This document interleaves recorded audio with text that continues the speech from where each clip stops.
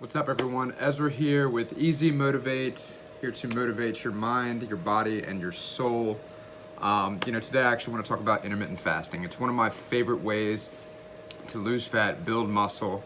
Now, granted, let me go ahead and preface with this. I know there are 100 ways to skin a cat, and you will never hear me say one way is better than another. If you enjoy eating 8 meals, 6 meals a day in smaller portions, and that's how you lose weight, fair enough. If you enjoy, like myself, more of a for satisfaction, eating 2 larger meals in a day, also fair enough.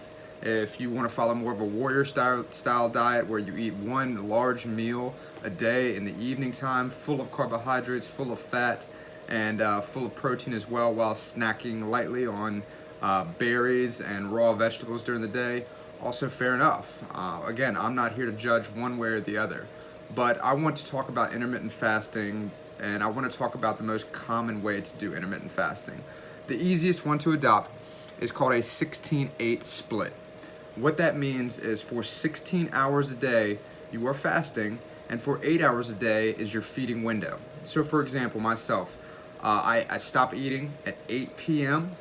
on the night, and then I do not eat again until noon the next day, that being 16 hours. So I'm asleep for 7 to 8 of those. I wake up around 8 to 7 a.m. I'm fasted for, again, another 5 hours or so. Normally in that time, I get my workout in, I'm fasted. I stay away from pre-workouts with any kind of sugar or carbohydrates, which that will break your fast.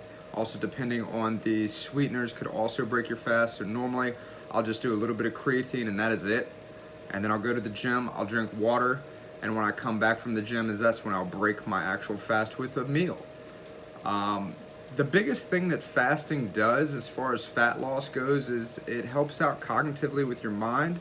It also helps out with your testosterone levels as a male, and it also helps out with growth hormone. You'll have better skin from doing this style of eating.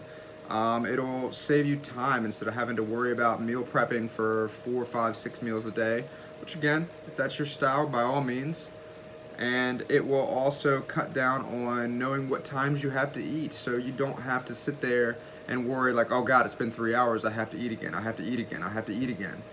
Now, again, not saying that that's a bad way to do it, but if you're just starting off and you're going from eating 2, 3 meals a day already, then you can kind of just make some small shifts in your current way of eating with, maybe cutting out the creamer and the sugar in your coffee in the morning and just switching to just black coffee, which I'm a big fan of. I'm a big advocate of just drinking black coffee, and the caffeine also is going to help metabolize those fat cells as well, so you're going to go ahead and burn a little bit more fat while being in a fasted state.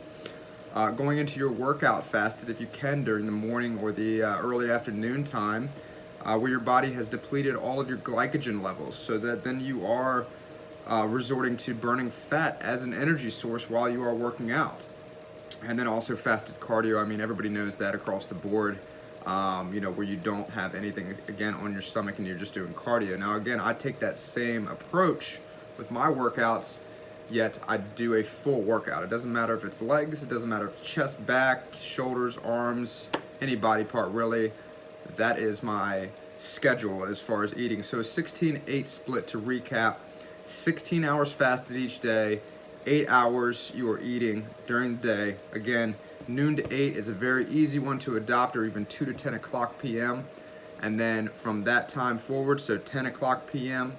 until 2 p.m. the next day, you're in a fasted state. That means, again, nothing with calories, definitely nothing with carbohydrates.